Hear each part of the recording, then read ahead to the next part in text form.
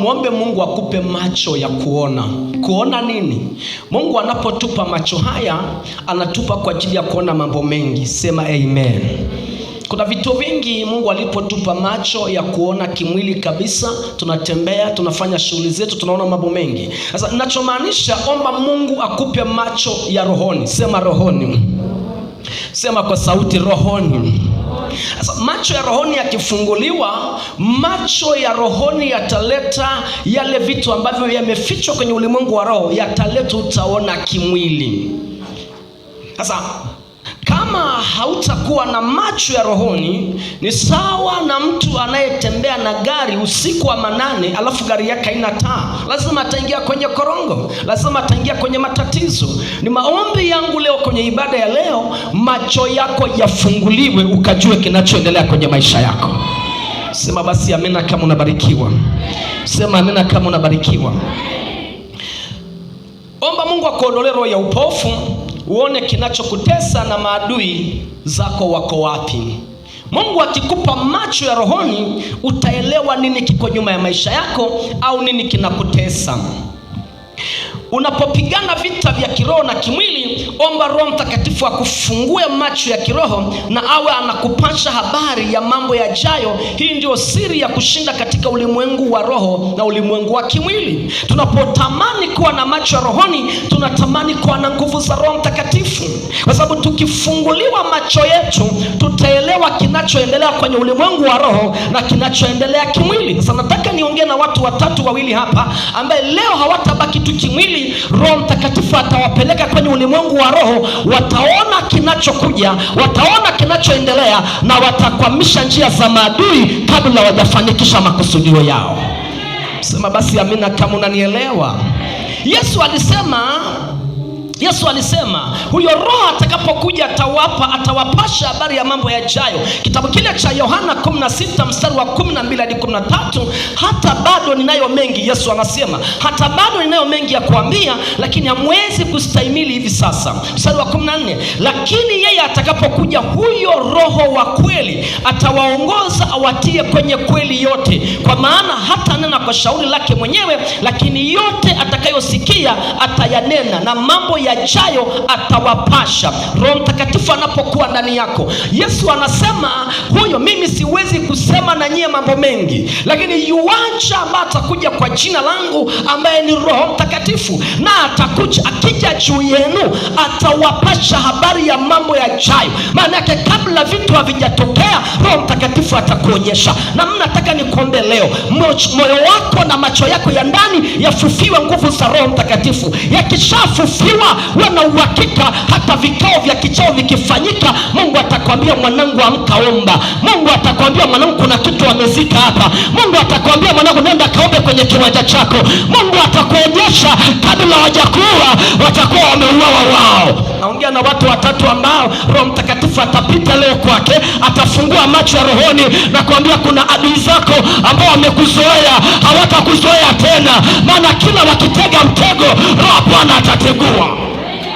Sema amina kama unanielewa.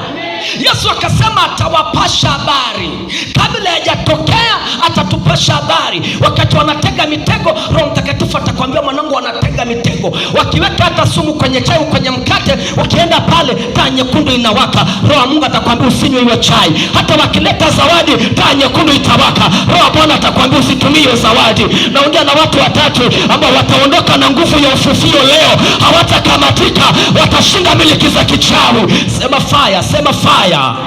Wangapo wanasema naomba hayo macho ya rohoni?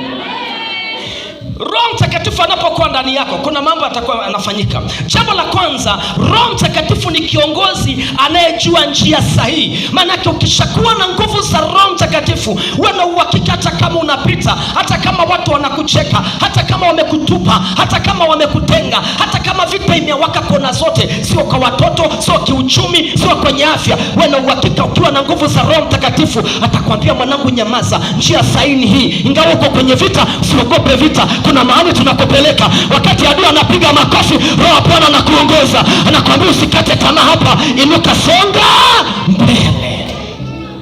Kwa Roho Mtakatifu Mtakatifu ni kiongozi ambaye hakosei, anajua unakoelekea, anajua nini kiko mbele yako, anajua kitu gani kimejificha mbele yako, anajua waizi wangapi wamekaa mbele yako, anajua ni mitego mingapi imetegwa mbele yako. Kwa hiyo unapotumia nguvu za Roho Mtakatifu ili akuongoze, uwe na uhakika utafeli kimaisha. Sema sitafeli leo.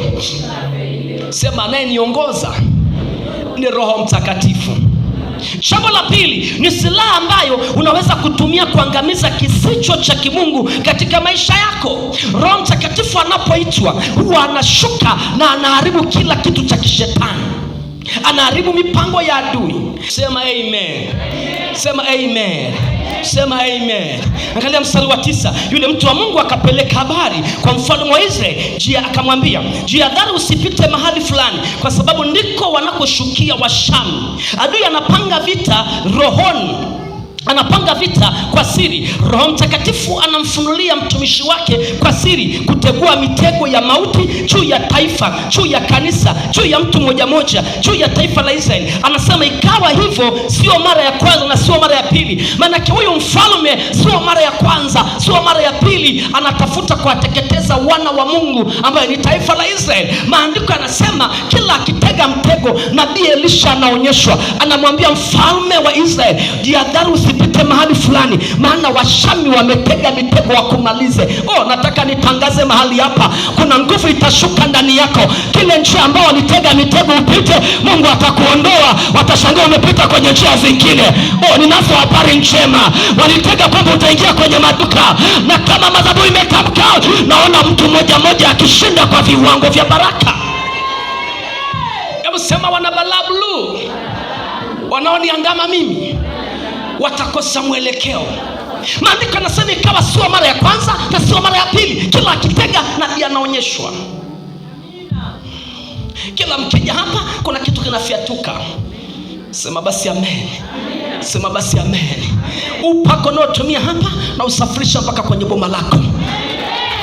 Kila walichotega getini wakasema ataenda kazini, ataenda atafanya, lakini kwenye hili geti hakitapita chema. Nataka nitangaze, tunakwenda kutegua mitego, kitapita chema pale. Sijui kama naongea na watu watatu. Nasema kitapita chema pale, kitapita chema pale. Getini kwako kuna shangwe itapita, upako wa Roho Mtakatifu utapita. Sema basi amina. Sema amina. Punga mkono, sema chema kitapita getini kwangu. Una imani? Una imani? Mstari wa 11, mfalme wa Sham akawa anajiuliza na kusikasirika, akauliza, nani anatoa siri zetu? Hatufanikiwi kuua na kuwatesa watu hawa wa Israeli? Mstari wa 12, mtumishi mmoja akamwambia, wewe hujui kila ukitega mitego kuna mtu anaitwa Elisha, kila unachopanga chumbani kwako anajua unachopanga. Hao watu wakifika tu kwake, maana yake wanategua mitego. Maana yake mtu mmoja akamwambia, huna taarifa, kuna mtu mmoja anaitwa Elisha, kila ukipanga mipango yako yule jamaa anaona vitu mpaka sirini. Unapokaa kikao na watu wako, yuko jamaa, hakuna mtu anayetoa unafiki huko. Tumekuwa wasiri wako na hatujatoa siri, lakini yuko nabii mmoja yuko pembeni, ndiye anayempa mfalme siri ya kwamba usipite mahali. Kila ukitega pale wanahepa, kila ukitega pale wanahepa. Unashangaa tu wanaenda, wanafanikiwa, wanapumua. Nataka nitangaze, kuna watu wanakutegea roho ya mauti, roho ya mateso. Watashangaa unapumua, unajenga, unaongezeka, unabarikiwa, unastawi. Rabashakoriama. Naongea na watu watatu ambao shetani atapata kiboko. Walitegemea utakimbia kwenye ndoa, wanashangaa uko kwenye ndoa na matumizi yanakuja na vitu vinaendelea. Walisema mke wako amekamatwa na kahaba, wanashangaa narudi nyumbani na mipango inaenda sawa sawa. Wanajiuliza, mbona tumetega mitego ifanikiwe? Ataambiwa kuna madhabahu ya Elisha, kila wakikanyaga wananunua roho ya ujasiri. Tukiwadhoofisha hawadhoofiki, wanainuka. Tukiwatupia magonjwa, wakifika wanapona. Tukiwatupia roho ya kukata tamaa, wakifika wanapata nguvu. Naongea na watu watatu, mitego tunategua leo, mitego itawarudia wao. Piga kelele, sema mitego inateguka. Piga kelele, sema mitego inateguka. Sema amen. Sema amen. Sema amen. Sema amen. Sema Amen. Akamwambia kuna mtu anaitwa Elisha anategua mitego. Kila tukitega vitu vyote vinateguka. Hujawahi kusikia kuzimu au watu wanasema hapa kila tukija hapa tunafungiwa moto, wanaona wao moto, wanaona wao vitu. Nataka niseme hivi, aliyekuja kwenye ibada ya leo hata pita kwenye huo mlango, kila mtego aliyotegewa inaenda kufyetuka. Iwe kazini, iwe popote pale kwenye biashara, inaenda kufyetuka. Iwe wametega vilio, tunakwenda kutegua vilio. Iwe wametega ufilisike, tunakwenda kutegua kufilisika.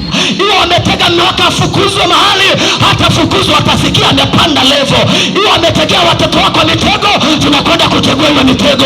Kijana wako apate kazi, mume wako apate kazi, tena sio kazi mpate kujiajiri. Si kama kuna watu watatu wako tayari kupokea upako huu, wako tayari kupokea nguvu hii, watakwenda level ya baraka. Piga kelele, sema naenda.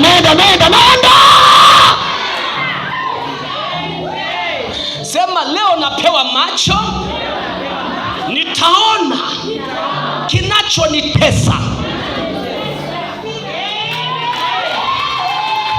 Na kabla hujafa, anayekutesa, maombi yangu ndio haya, anayekutesa mitego imrudie yeye, alafu ikishamrudia asijifiche, aje hadharani aropoke. Mimi ndio nimemloga, mimi ndio nimefanya hivi, mimi ndio nimemtegea mtego, mimi ndio nimemnafikia. Nataka niseme wanafiki wote watakuja kwenye miguu yako. Angalia mtu amekaa pee, na tamka kwa upako wa Roho Mtakatifu kuna kitu kitafanyika. Sema ni leo upako mimi na mitego inateguliwa leo. Kusema mwenzako, mwambie wewe, anza kuamini kila kilichotegwa kinakwenda kuteguliwa.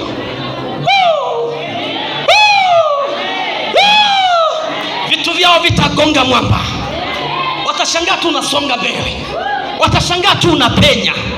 Walitega wakasema huyu atakufa na pneumonia wapi, narudi kwao. Walishangaa wakasema atakufa sijui na magonjwa fulani. Watashangaa magonjwa tunawaingizia wao leo. Sema fire, sema fire.